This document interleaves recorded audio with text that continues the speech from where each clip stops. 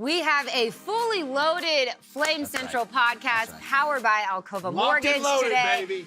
We are coming in hot. We are coming in hot for this week's podcast. We are going to talk some hoops. Coming in hot. Joe's going to stop singing. We're going to talk a little bit about the Super Bowl because I don't know if you know, what is worse than working with Matt Warner? Did you see, was the sun shining a little brighter today? No. Did you notice that the birds singing a little? It was just because it was raining for like 28 hours straight. Yeah, the clouds cleared. I think I saw like 5 rainbows on my drive-in. The only thing worse than working with Matt Warner is when his team wins the Super Bowl and working with Matt Warner. I think it's great. I think I'm happy for you, Matt. I appreciate that. Thank you. You're a good friend. My brother is a Chiefs fan. We'll post a picture of him. I'm kidding. You're a loyal Chiefs fan. It's true. You've always liked the Chiefs. Always. You've raised your kids to like the Chiefs. Right. They love the Chiefs. So we're just going to be flat out happy for you. They're a great ball game. Great ball game. Yeah, very good. Very good game. Little controversial. Maybe we'll talk about that. But we also have co-offensive coordinator and running backs coach Newland Isaac on the show. So we'll get to that conversation shortly. We're also going to talk a little bit about the mile and what these guys think that they can run, which And a great mailbag. A great mailbag. But first, let's talk a little hoops. The men won a big game. Matt and I were on the call for that, and it was electric at Liberty Arena. Joe. I feel like is that a semifinal ASUN tournament game? It felt like an ASUN tourney kind of game, but I mean, Joe, this was the hottest ticket in town. It was the hottest ticket in town. Oh no, I'm not getting on about that. Like Saturday, a couple hours before the game, I go on StubHub, just want to see what I was looking at. There's only like 7 tickets. I'm having multiple people call me like, hey, do they do standing room only? What do you know? Can I get tickets? 7 tickets. The cheapest one you could get was like $65. 65. Like to get in. Like that's crazy. Like it was a hot ticket. Crowd was awesome. It was rocking. That's the kind of home court environment you watch on TV. Yeah, you could feel it. I had people texting me like, man, it sounds really loud. It sounds really loud on TV. It was a great environment, and that was a great matchup. EKU's a really good team, and the Flames, they were down. They found a way to battle back. Darius McGee does what he does. Like it felt like one of those games. Naz and I were talking about it a little bit after. It felt like one of those games where Darius, you thought was going to go for like 35 or 40. Yeah. He finishes with 28. Yeah. But the good news is he didn't have to go for 35 or 40. Yeah. Last season, you felt like he would have had to. He didn't have to. Other guys stepped up. Huge Kyle game, Rode, Brody Peebles, Colin Porter.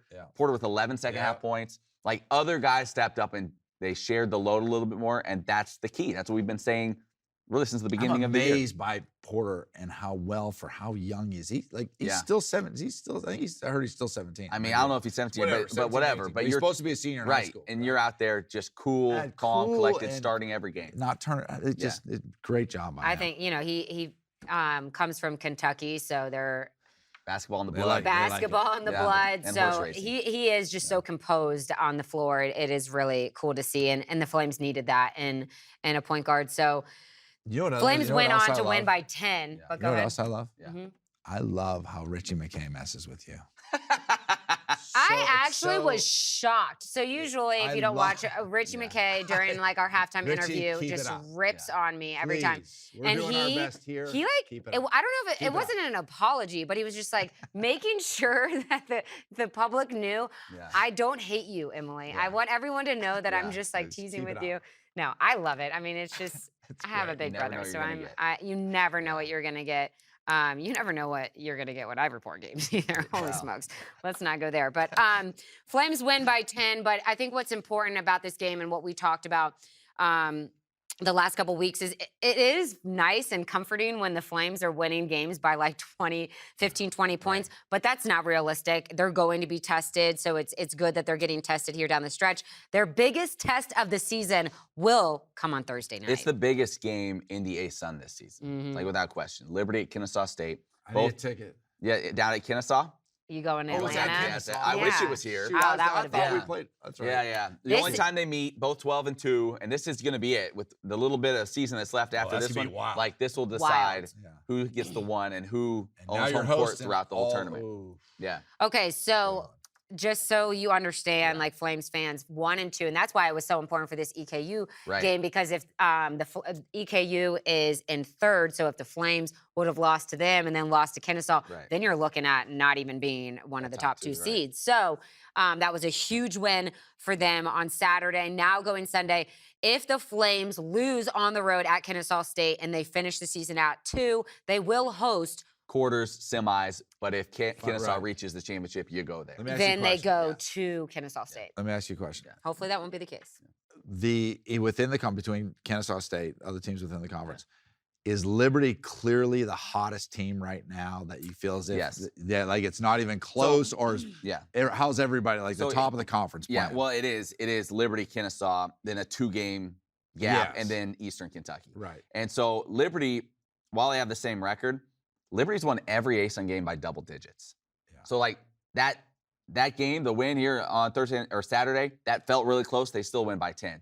Kennesaw, much like Eastern Kentucky, who was 7-2 in games within 3 points or less, like they played a ton of close games. Right. Same with Kennesaw. They've had 4 conference wins this year by 3 points or less, and that's not including a double overtime win they had like a week and a half ago against Bellarmine. They have played a lot of really tight games of late, including their last 2 against pretty awful Jacksonville State team. They won by 2. They won by 3 in these last 2 games. So they have been they've been walking a fine line.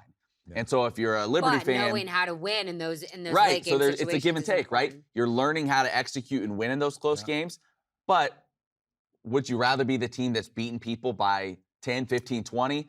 Yeah. And so like I think in terms of just like if you were trying to say who's the better team, like Liberty has proven to be the better team thus far. But you're going to go into a hostile environment. Mm-hmm. It's going to be, I think I heard it sold out, their Gold Rush night or whatever. It is going to be a hostile environment. It's hard to win on the road, and like, so, no matter what conference. Liberty all time, 9-0 against Kennesaw State. They have never lost to the Owls. You know, this is a team in a program. She's giving her owl impression. Thank you. But this is a team that's been building for quite a while. Kennesaw was awful when Liberty got in the ASUN.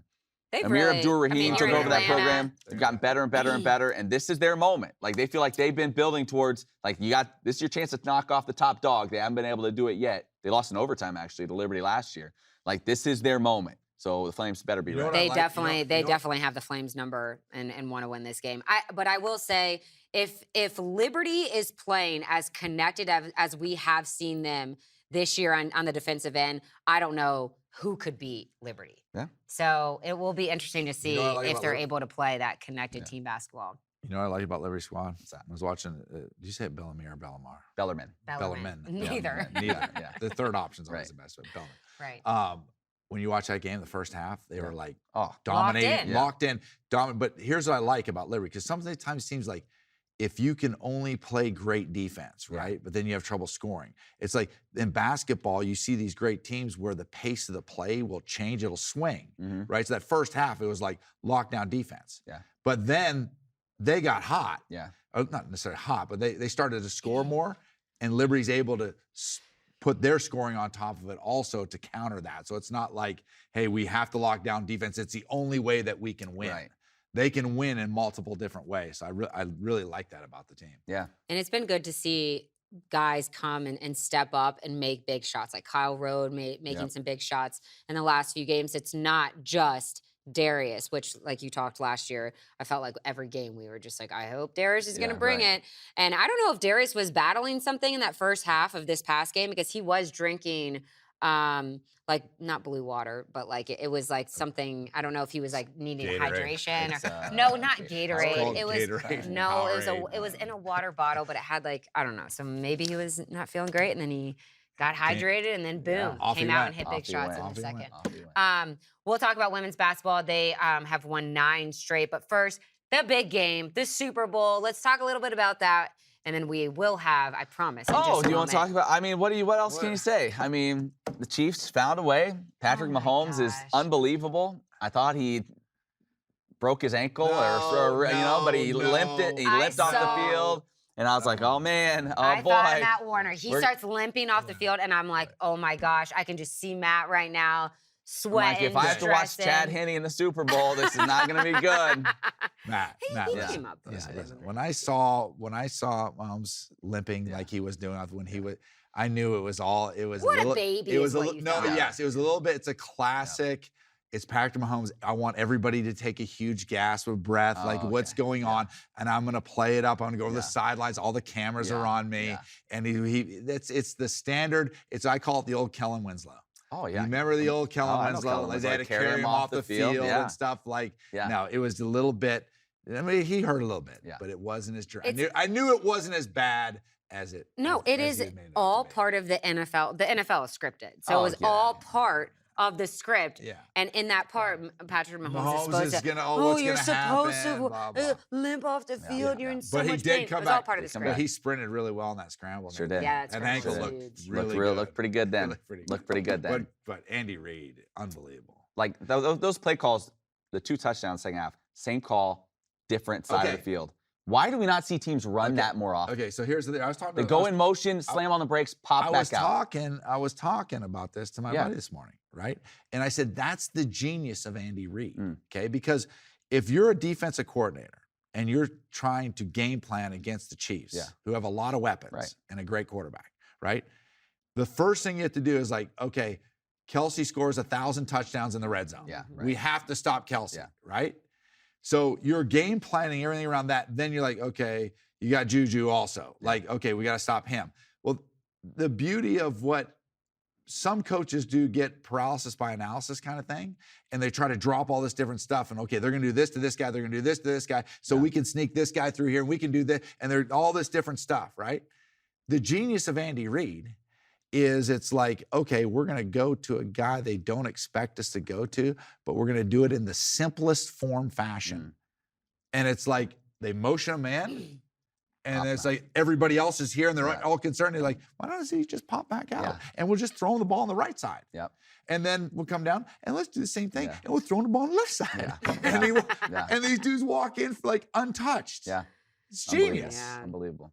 I thought the officiating was great in this game as well. I just want to get that out there. Part of the script. Listen, if I was in all honesty, if I was an Eagles fan, I would be a little bit upset too. Now, I hope Eagles fans, like I know I would take it with grace, dignity. Basically what's become my trademark over the years. You have no anger issues. I am not getting to the mailbag early, but what did that person call you? Like a couple an elitist jerk.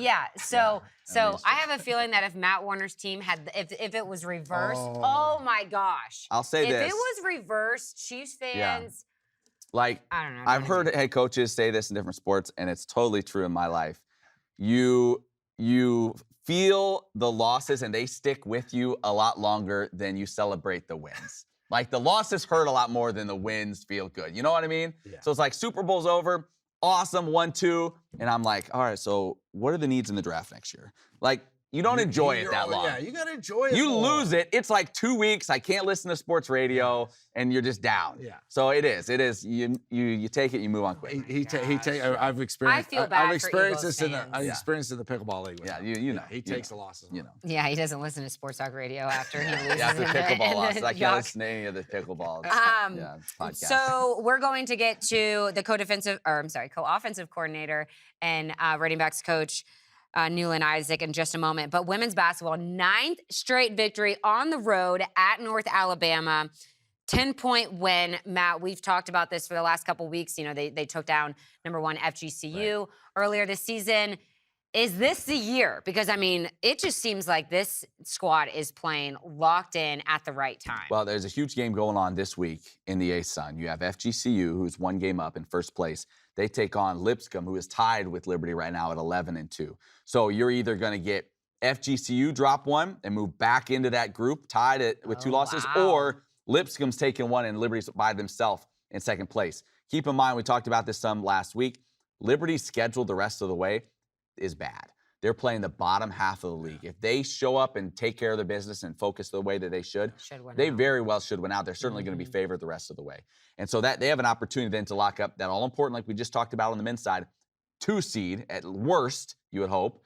And so, again, they're having some home games come tournament time. But, yeah, FGCU, I mean, they're tough. You certainly would rather get them here in your place than have to go down there.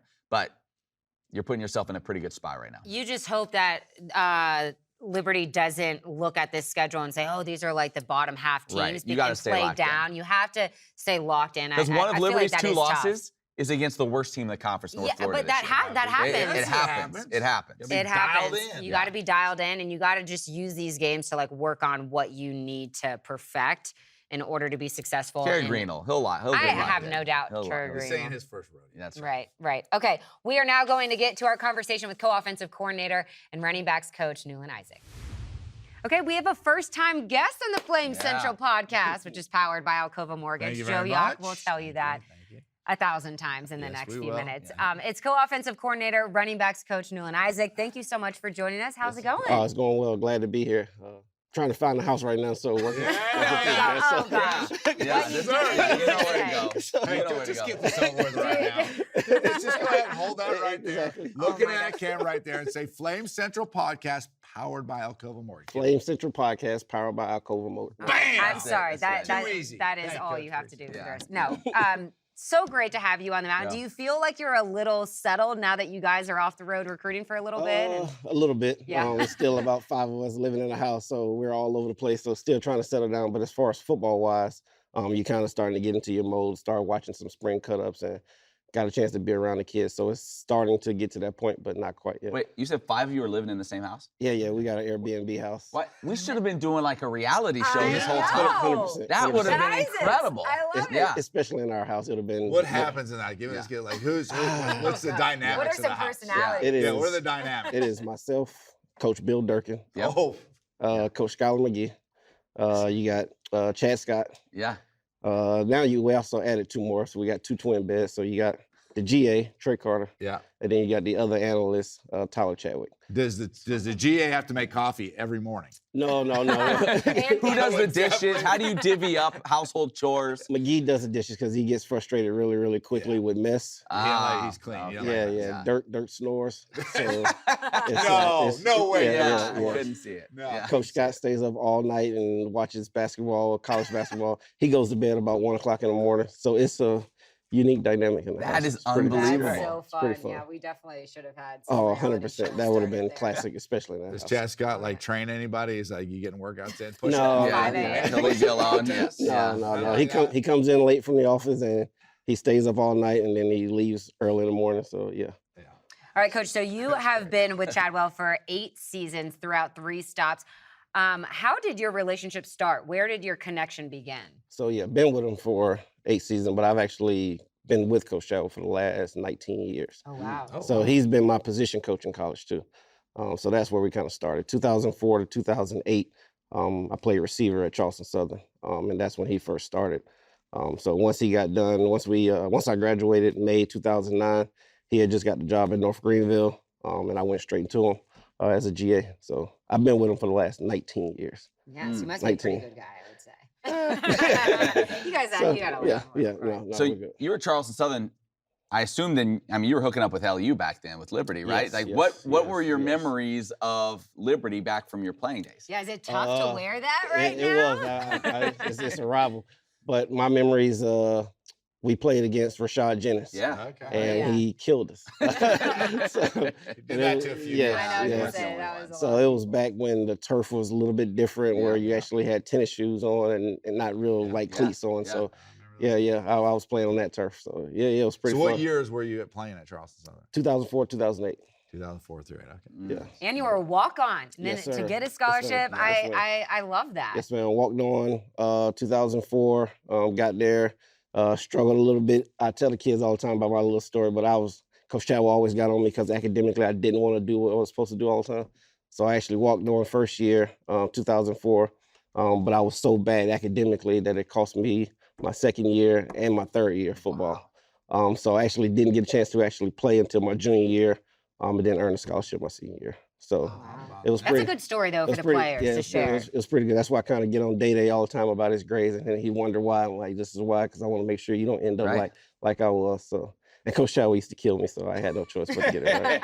So. When you talk about that running back room, like on paper, you look at the names and what they've done or what is expected, and it's like, man, you got some players in there. Right. What have you started to see? You're talking about going through some film and now getting to know the guys. What do you see in that room? The one thing, obviously, there's a ton of talent with the guys that we brought in, and obviously what we had. Now, we are going to probably move Shadro to receiver a little bit. That's where he's going to be more comfortable at with us. But you still got Day, who's you haven't been able to see him do much right now because of his injuries, but you kind of see some of the transfers. Quentin Cooley is going to be one that you're going to be excited about. He's already one that's like a leader as far as on the team, as far as the offense goes. And then you got DeJames and Vaughn, those 2 young guys. Yeah. And Malik, who's been here too, he's a voice in the room too. So it's a really, really talented group with some leadership in there too. Now, I know at the coaches meet and greet a couple weeks ago, we had you and Coach Corin kind of talk a little bit about your offense. Talk maybe just about how you guys typically utilize the running backs in your offense. So what we typically do, we play with 2 running back system, typically. And we traditionally have a B back who's typically what we call the dive back. So he's the bigger guy. And then you have an A back who we kind of use in a bunch of different ways. He's the one that we like to pitch it to. But he's one that we like to line up in the slot, line up in different places, motion him, move him a different route just to try to get him out in space and take advantage of his talent. So running backs here is huge. It's not your typical running back place where you go somewhere and it's just inside zone, inside zone, inside zone. You got to learn a lot. You got to know a lot to be in this offense. So we put those guys in a lot of different positions just to kind of take advantage of the matchups. What is the dynamic between and running the offense between yourself, Willie Korn, and then Coach Chadwell, because Coach Chadwell's offense himself. So between the 3 of you, how do the logistics of all that work in terms of game planning and then calling the game, et cetera? As far as game planning goes, myself and Willie, we kind of handle the gist of it as far as first and second down stuff. So me and him would get together Sunday and Monday and kind of put together the first and second down calls. And then everything else, we actually do it as a whole offensive staff. Wow. So there's a guy, Bill Dirk, he'll have the 3rd and short. We'll give the tight ends coach, he'll have 3rd and medium and 3rd and long. But they'll kind of put together that game plan and then they kind of present it to us in the staff room and we kind of all look at the film and kind of go through it. And then we'll give somebody else like hot zone, red zone. So it's kind of a combination of everybody. So we'd never say it's just myself or just Willie. We kind of give everybody roles so everybody can kind of feel like they're involved and they're not just, hey, here's the plan, this is what we're doing. Right. We didn't want them to be that kind of a deal. So a true team effort. I really wish we had that at the Flame Central podcast. It's just very individualized around here. Don't start. It's early on Monday. Just don't start. Miserable. If you guys need any help over there. I want to get on this. So then if everybody presents their stuff, right? So if all the different coaches have input on it, and then they present their stuff, and then obviously you guys tweak it to what you're actually going to practice with the kids. So who makes the final decision on that finished game plan towards everything? That'll be me and Willie. So once everything kind of gets, hey, we everybody's presented, everybody's done their part, then me and Willie kind of get together and start. We call it call sheet cleanup. We go through the call sheet and start just cleaning up things. Hey, we do like this, we don't like this. We rep this all week. It's been okay, so we kind of take that stuff out. So the final game plan, the final call sheet is between me and Willie, where we kind of take out what we didn't like and what we kind of do like throughout the week. That's so interesting. And then during the course of a game, is just one of you call plays, or do both of you call plays in a situation? How do you? Willie kind of will handle it for the most part, and then me, myself, and Coach Chadwell, we kind of point him in the direction. Hey, we should be thinking about this. We should be thinking about that. But the words actually comes out of Willie's mouth. Yeah, so he's the one. Okay. Yes. How would you describe you as a coach? What is your coaching style? Are you like the big rah-rah guy? No, I'm not the rah-rah guy. That'll be Bill Durkin. We let him do all the yelling, all the screaming. I've never been that guy. I've been trying to more of a, just kind of being hands-on and more of a leadership type of a role with the guys, but not the rah-rah guys, more teaching more than anything for me. You grab the beard and do the wisdom. No, I do. You're like, and they're like, oh, that guy's smart over there. That's what the players like, oh, you give them that Socrates type of look to it. Previous places, the players knew when I was about to get upset that I guess that's something that I did. That's upset. That's not your deep thinking. No, that's your always good. When something's about to happen, they always if we see him going to the beard, we end this interview right now. He just rolls his chair back. Something's not right. Yeah. All right. So a lot of people, obviously, a question we get all the time: who's going to be quarterback for the Flames? Tell me this: in your guys' system, is a mobile quarterback a necessity or is it a luxury? Like, do you have to have someone that's mobile?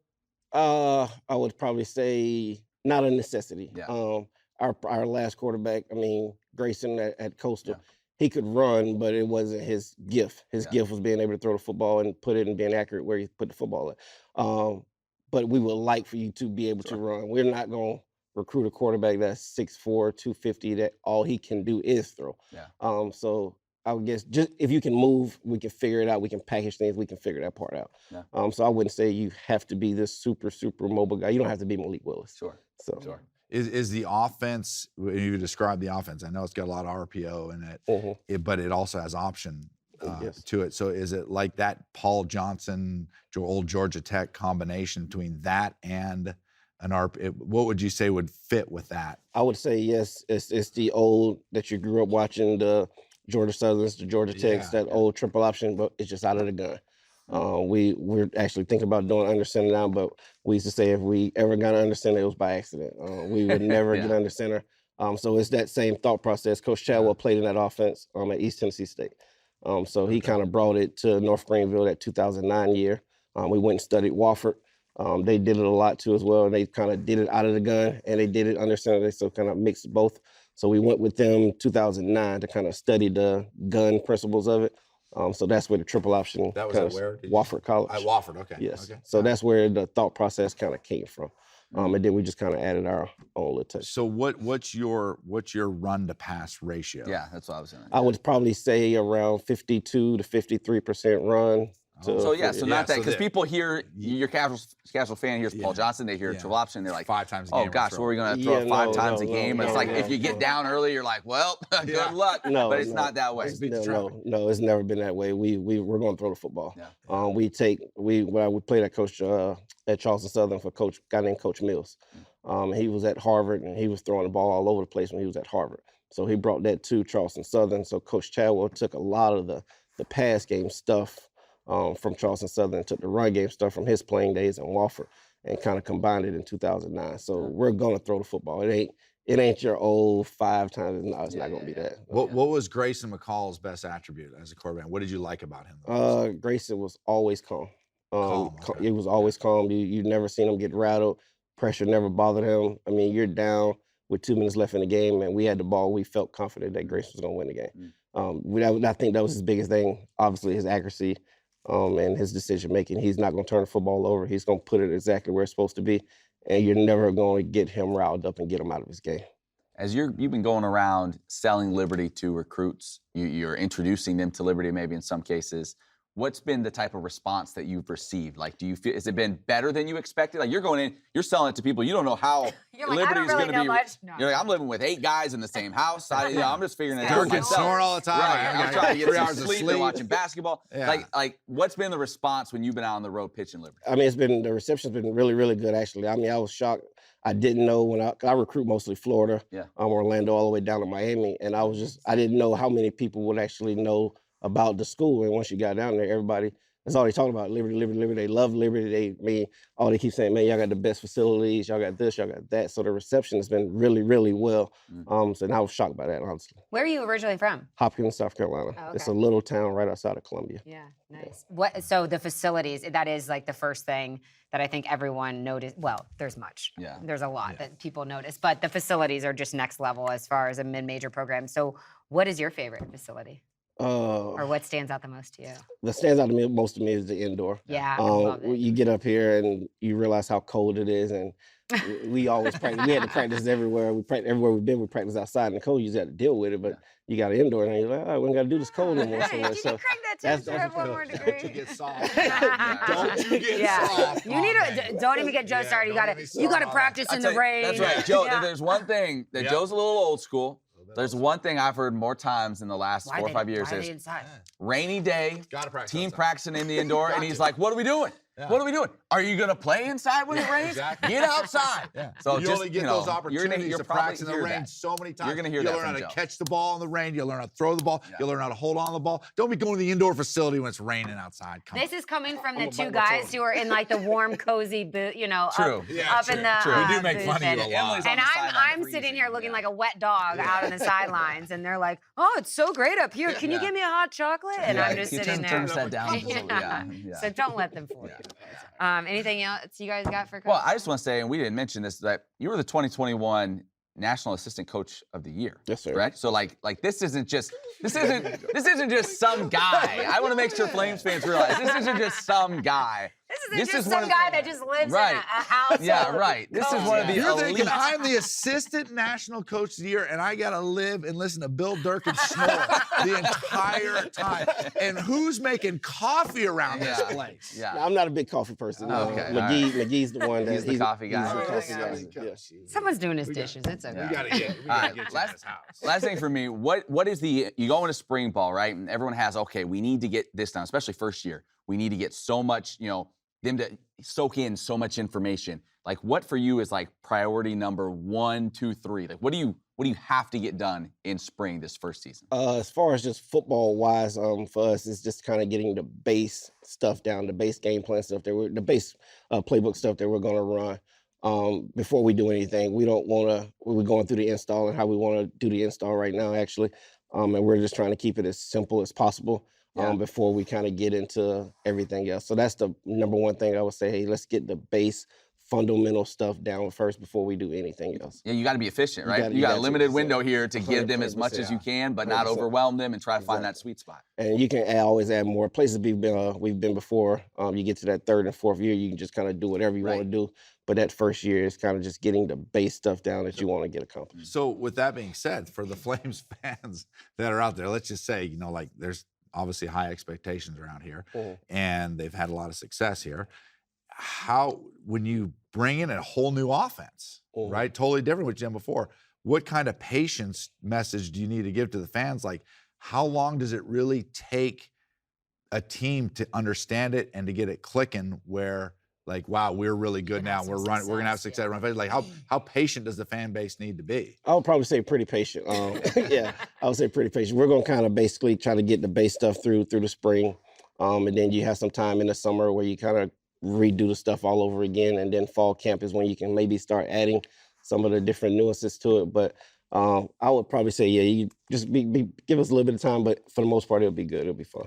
You guys played weekday games, right? At Coastal. Yes. What were your thoughts on that? And you guys it's a Thursday, Tuesday at some point in the season. It's just gonna be weird. It's very weird. We actually had a Wednesday game. It was because of a hurricane. But we had a Wednesday game in Louisiana. It's just kind of different. Your schedule, everything changes.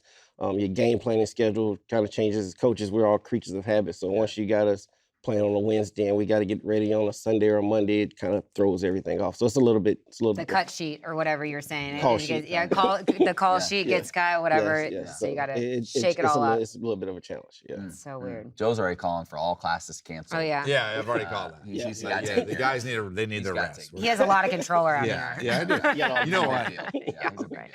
Coach, thanks so much for stopping by. Great to have you here on the mountain, and I will get security to keep Joe. Why do you always say that? Because you are just we have one person on the show, and then you just act like you're best friends. You send DMs about like these funny Instagram people, and no one knows like what it is. I don't even really know what you're talking about. Listen, just find some housing, Coach. That's find some housing where you can just get away for a a little bit and just settle in. That's what we're looking forward to. Yeah. Coach, thanks so much. Great to have you. We'll catch up with you soon. Thank y'all. What a great guy. I mean, unbelievable. I mean, we've said this, and you guys have met a lot of the staff. I haven't met much more than Coach Isaac and Coach Chadwell, but it just seems like this entire group is going to be so fun. Yeah. I mean, they're all living together. I mean, how great is that? How great kind of was like that? A frat house, right? That was just awesome. Like, oh yeah, he's got to do the dishes. Yeah. He's staying up too late. Like, hey, turn the TV down. I'm trying to go sleep. I mean, Bill Durkin is the most classic standard offensive line coach. No doubt. That he's the guy that you want in the trenches with you. Yeah. Now, I don't know necessarily with his ability to snore if you want to be living in a house with him. I can't stand that. But I mean, that guy's, what a great I'm such group. a blonde. At first, I thought he was talking about like, oh yeah, my family, we're all living in the same house. And then he was like, no. Like the staff. The staff. Yeah. So I was just like, wow, this would be a great reality show. Like, can you imagine if we had a reality show, the Flames Central, I don't know, football house or powered by Alcova Mortgage. That thing would burn down so fast. So it should be fun. We need to like step it up this year for spring ball coverage. So if you have any good ideas, send them to the mailbag. New coaching staff, new offense. This new offense is, I'm interested to see how this plays out because it is totally different. Right. Like we start talking to Willie Corn. I've talked to Willie Corn a little bit, talking to Newland some, and just watching. Like I didn't know a lot about Coastal just from seeing him play Liberty a few years ago in the bowl game, but as you get into the nitty-gritty of it, it's like you do see how completely different it is, and that's a lot of teaching. And like you said, they're gonna have it's gonna be baby steps. And so that's why I asked a question about like, hey, what's the expectations to how long does it really take this thing to get going? Now, The good news is, boy, it's amazing when you have good players how much of a difference that makes. And so as you have these good players, Liberty, they're coming into a situation where they've got a lot of good players at Liberty here. So hopefully that progression of the offense, really clicking and getting rolling happens sooner than later. So for what you know about this this Chadwell offense compared to the Hugh Freeze offense, what is your, I don't know if concern level is the right phrase, but how difficult do you think it's going to be to grasp this for these Liberty players? Like I said, I think they'll get it. It's like it's like what Newland said, is when you get into the nuances of it. Like this is how you can get, we'll probably get good pretty quickly. Like you'll see like, oh, here's the signs of it. But it's really when you're getting into when you start mixing option, a lot of reads, option and RPO. So you've got, and like you said, you've basically almost got a 50-50 pass to run ratio, right? But those runs aren't inside zone, outside zone. They're like, it's much more complex and complicated with the reads. So it'll take them some time, but I'll be real excited to see once they do figure it out and they get into the nuances of running it really well. When you do that with just better players, like the better athletes that are able to recruit here at Liberty, that's when I think it could get really exciting. One thing, too, that I think will be key is you get your first 2 games at home. Yeah. You hate to go on the road early while you're trying to figure some things out. In some ways, you can kind of, like, even if it doesn't all work, that juice from the home crowd and that type of environment can maybe make up for a few things. And so you get Bowling Green, and then you get your first conference game, New Mexico State, here at home to begin the year. I think it's good when you're kind of putting in all this new stuff to start at home and not have to go in a tough road environment where maybe it's harder to communicate and things like that right off the bat. I will say this. I think that October stretch of those midweek games has potential to be tough. And the reason that is because what is the best coaching you can do in order to improve? It's the experience of playing in a game. And so when you have these games that are so tight together, like a, Thursday, Tuesday game, right? You just don't have a lot of time to teach, coach, and practice. And so I think that's going to be a big, important part of the season for them, is how good they can get during that stretch. And then the finishing at the end of that stretch with Western Kentucky, who is a really good football team. So it's going to be a fun season. It does help that they are later in the season, being one of the better opponents. Joe Yock wears questionable things on the podcast, but what is this sweatshirt?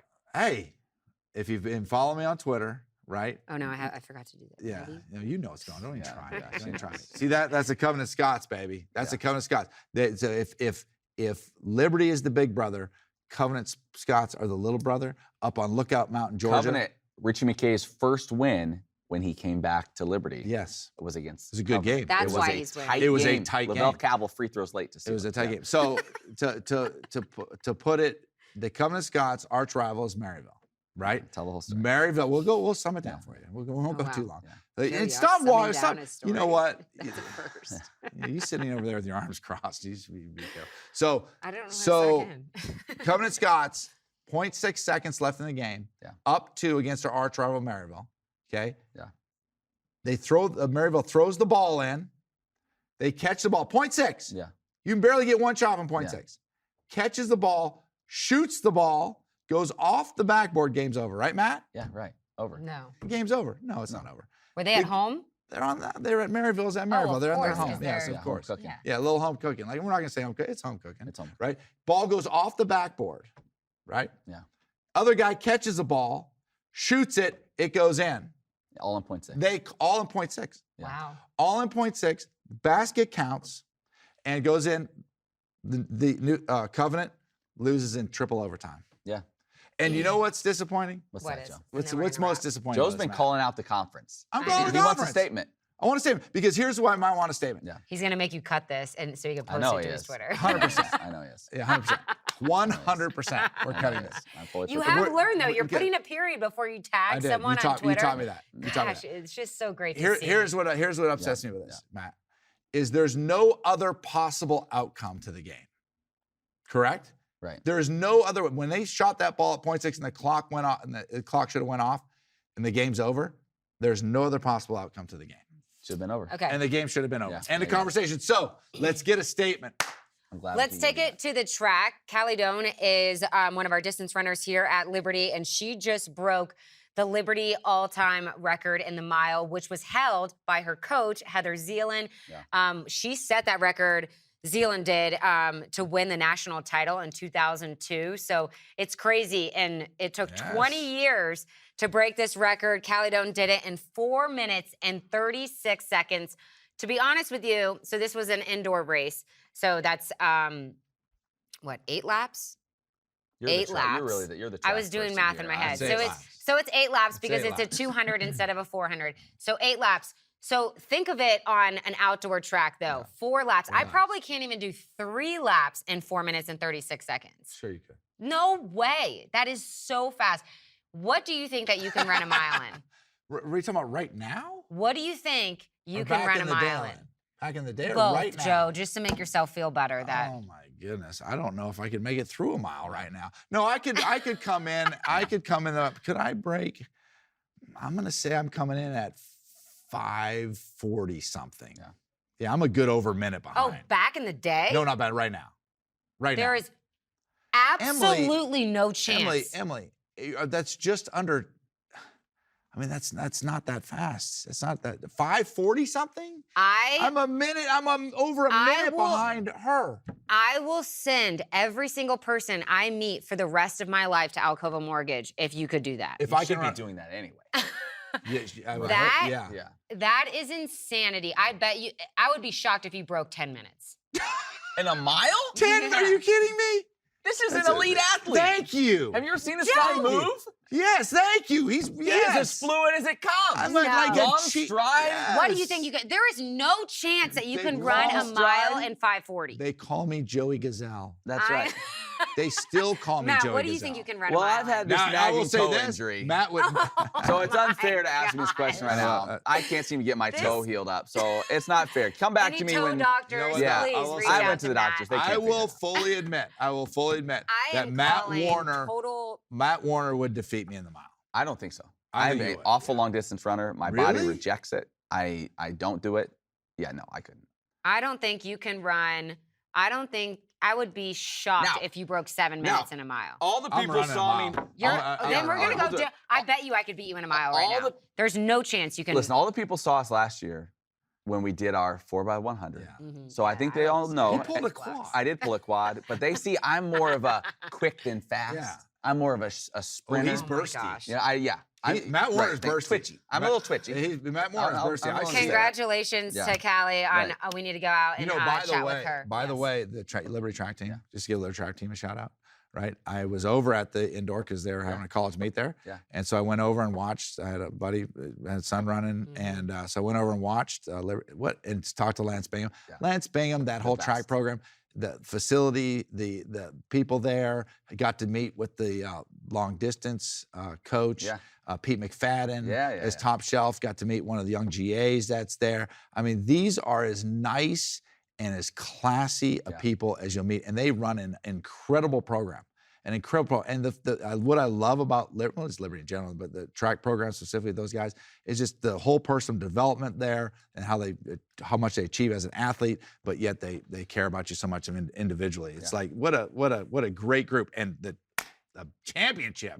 Yeah. I mean, is that the most decorated program? Yeah, we actually just did a It's got to be. Numbers piece on it. So check out the Liberty Twitter. Media. It is so insane how dominant by the numbers the Liberty track and field and cross country programs are. So congrats to them. Moving on to mailbag, we just want to thank all of our listeners and viewers because again, at the men's basketball game, I mean, I'm walking down the cereal aisle. It doesn't matter. That Flame Central podcast, and I just apologize, and then I thank them. So it's Flame Central at liberty.edu. You can sit in questions, criticism. We got some good ones this week. All right, Matt, what do we got? We had a wave of questions. All right, we'll run through them here pretty quick. Yes, please. First one comes from Jenny. It's a two-parter. First question she asked. I love you, Jenny. Is Bella Smuda the tallest? You'll always be my girl. I'm sure she's never heard that. I love you, Jenny. Yeah. Jenny. She asked, is Bella Smuda the tallest player to ever play for Liberty women's basketball at 6'6"? The answer is no. Oh. Katie, formerly Feenstra, now Matera, who's on staff, is 6'8". So she is the tallest. At least the tallest that I found in my quick research. So what's Katie Fincher's most famous quote? Why not Liberty? Thank you. Why not Liberty? Emily didn't know that. Yeah, that was good. Well, I think that was stop Jimmy Dykes tearing me interview down. on that, yeah. Stop I'm gonna tearing start me building you up. because Start I building you up. finally knew something in Liberty history, and it was so All right, her other question. Okay. Darius McGee had that dunk against EKU. Yes. How many times has he, or no, actually, wasn't it? Yeah, no, it was EKU. How many times has he dunked while in a Flames uniform? I don't know the answer to that. He did have kind of a dunk in his first game. I tweeted that out this past week. His first points. Yeah, some of his first points. And then he did have a big one against Bellarmine the first time Liberty played them 2 years ago that clinched the regular season title. Big dunk there. That was the one where we were supposed to play them twice, but the ASUN didn't realize Toby Mack had a concert scheduled in the same building on the same night of their game, and they had to just cancel that one. Anyway, whole other day. So wait, what's Darius's vert? Is it 48? 48 inches, 49. It's so yeah. crazy. Hey, just before you move on to that one, can I just make, because Emily says I know everybody kind of thing. You brought up Toby Mack, right? Guess who lived down the street from me growing up? Toby? Toby Mack. Joe is the long-lost member of DC Talk. Toby Mack. People don't know that. Yep. Ginny also said she enjoys watching us and loves the stories that we do on the student athletes for the TV show. She loves seeing that. Okay, moving on. Jenny. Thanks, Jenny. Somebody pumps your tires. Yeah. All right, here we go. No, Next finally. question. This comes from Scott. Regarding uniforms, Penn State uses just 2 jerseys. Blue for home, white for the road, white pants for both, simple white helmet. For branding purposes, do you think Liberty should follow suit, abandon the 3-color combination? Just a thought. What's your thought there? I have some pretty strong opinions on this. See, I think I bet I know where your opinions lie, but I like what Liberty does. I do too. I like it's the more modern, different colors, different uniforms, different looks. I think it's good for, so much the kids these days are into that kind of stuff and the recruiting and just like for the fans and everything. So I think that it's moved on past Penn State. Right. You think about like your Penn States, your Nebraskas, your Ohio State. These programs have been around 100 years, right? Liberty's been around since 1971, right? So when people don't think, oh, tradition, Liberty, not your outsiders, right? Not your people across the country. You show anybody as a casual fan a Nebraska helmet, they know right away who that is. Bingo. So I would say, and I know there's even been some people in administration here that were anti the powder blue stuff, did not want it. Well, they've kind of gotten overruled. Hugh Freeze was a part of that, I think. But and everyone loves it. Think about how loved that is. So it's embraced now. Right. Here's my question. Yeah. Do you think there were some people at Oregon 10 or 12 years ago that were like, whoa, the mirror helmet isn't in our branding guide? No, no, they embraced it. The kids love it. Yeah. You sell more apparel. Yeah. People are all about it. Like the more alternate, fun, unique uniform combinations you can do, especially like those just alternate, like kind of once a year you break out a blackout or whatever, whatever it is. Like, go for it. I'm all in on it. I agree. But there is it's good for the fan base. It's a balance though too. Right. You still have can't be every week. You can't get too gimmicky, and you got to keep it classy. So yeah, it's. Well, I feel like that's why Oregon can get away with that. They can do that basically every other week. Sure. I mean, they have a million. They do have basically. Do you know how Nike was started? Yeah. Do you know the movie's coming? Yeah, it looks really good. Yeah. Watching. So, real quick side note, it is so difficult for me to watch an Oregon basketball game. With that floor? I don't like that. I don't like that. I think it's a cool concept. That's too far. It's too far. But I feel the same way about Boise State in football. Okay. I hear that too. All right, next question. This comes from Reese. Not the one not you know. Oh. No, maybe you do. I don't know. There's Liberty football signed. Was it 2 kids named Reese? I think there's 2. It's catching on. Yeah. With the move to Conference USA, we actually got 2 similar questions here. I took Reese's. With the move to Conference USA, which of our teams significantly increases in their level of competition? Are there any of our sports might be moving on to an easier level of competition, perhaps? So I kind of looked more so just at 3 sports. We know about football, and we've talked about that. We think Western Kentucky will probably be the most difficult opponent. New Mexico State, though, with Jerry Kill, certainly is on the upswing as well. But baseball, you look at this has been a good conference for baseball, pretty good. They got 2 teams in last year in the ASUN, but they're moving on now. Dallas Baptist, you forget about them. They're in Conference USA in baseball. Dallas Baptist? Is in baseball, and they're really good. They make regionals all the time. Yeah, regionals. Louisiana Tech, they've been a good baseball program. Also Sam Houston, a good baseball program. So you have 3 programs there that are pretty good. You hope that you can get multiple bids coming out of Conference USA. Mm-hmm. It has been a rarity, more of a rarity in the ASUN, although they did do it last year. So that will be, I think, a good program. I think just the travel. I mean, yes, baseball, you're playing longer series, so you're not just out and back, but it's still just... The travel's going to be brutal. The travel's going to be brutal with this conference for everyone. Women's basketball. So right now, FGCU, they've been the top dog. We know that. Their net ranking is 45th. Right now, and Liberty's 107. Right now, you look at the top teams in Conference USA that will be there next year. Middle Tennessee's the best. Their net ranking is 31. Oh, wow. So they're really good. Western Kentucky, they're decent as well. They're around Liberty in the 100 range in the net. So I think it could be kind of similar in that if Middle Tennessee's that top dog, Liberty's going to be kind of right there. Right. And kind of you're going to be fighting with them. And then men's basketball, honestly, I think men's basketball, it's a good time to make the move because the A-Sun has never been better. So you're coming out of playing in a league that has as good as we've seen it, and look what Liberty's been able to do. Mm-hmm. Conference USA, you go into that, their best teams are all bouncing out. So it's not as strong. They're not keeping a lot of their stronger teams in the conference next year. The other key for Liberty going in is if you can keep Kyle Rode, Charlotte Robinson, Blake Preston. If you can get those guys to come back and use their COVID year, suddenly now you're going in with a veteran squad, and I think you have a chance to compete and be one of those top echelon teams right away. You just hope the whole strength of it, maybe the top goal you went to it is like, can we get multiple bids? Because obviously in the A-Sun, you can never do that. You hope you can get to that point. Man. So there you go. All right. There you go, Reese. All right. Last he just one. does these segments so he can does. only do all the research, and then we Last look like one. a bunch of Last idiots. one. You guys are going to like this one. All right. Oh, you pumped his? This is coming, I don't remember who this is from. I didn't put the name. I've heard several times on the podcast that Matt, Emily, or other people are unsure about their future once we move into Conference USA. What does that mean? Are you guys paid by ESPN or by LSU? Then he says, by the way, you all are seriously the best in the business. I've watched so many road games. There's no comparison. Please don't leave us. 2 exclamation points after the please don't. If there was 3, I would really give him the mug outright. But so we don't really know either how this is gonna work. That was Bailey, by the way, that sent this. We don't really know either. Conference USA, CBS, ESPN basically get the top picks of the games, and they get to decide what games they want to air. Typically, when they've done that in the past, like the BYU game, for instance, ESPN sends its own crew. You know how that goes. So we'll see how it shakes out. A lot of that is still being decided, but I mean, we appreciate the compliment, obviously, and I think thank you. Hopefully, Conference USA would realize not just us, but all the people behind the scenes, the technology that we have, all that Liberty has here, and realize like, we could save some money and we could just let them do their thing, and it would still probably be better. That's the thing. Like most universities don't have the resources that Liberty does, so that's why these 2 networks, every network has a group of their play-by-play and color analysts and sideline reporters that they give packages to each fall. They get a certain number of games in their package, and that's why it's not that they look at us and they're like, oh, they're not good enough.